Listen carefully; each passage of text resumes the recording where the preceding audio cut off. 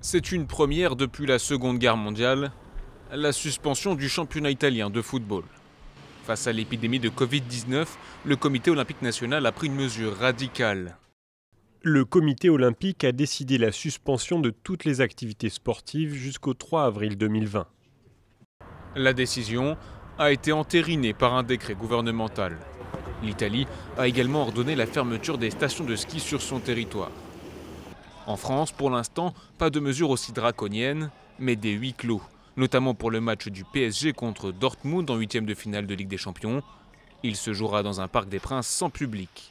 La ministre des Sports, Roxana Maracineanu, nous prévient, la mesure pourrait bien être étendue. Dans cette période, le huis clos peut devenir notre doctrine d'organisation des compétitions et du sport professionnel. Ce que je préconise, c'est la continuité sportive. Des matchs à huis clos, mais aussi beaucoup de reports. Prévu samedi au Stade de France, la rencontre France-Irlande, comptant pour le tournoi des 6 nations, se jouera finalement à une date ultérieure, probablement le week-end du 31 octobre. Aux États-Unis, le tournoi de tennis d'Indian Wells a lui aussi été annulé. Et au Japon, c'est le début du championnat de baseball qui a été repoussé. Prévu jeudi à Athènes, la traditionnelle cérémonie d'allumage de la torche pour les Jeux Olympiques d'été de Tokyo se déroulera, elle, sans spectateurs.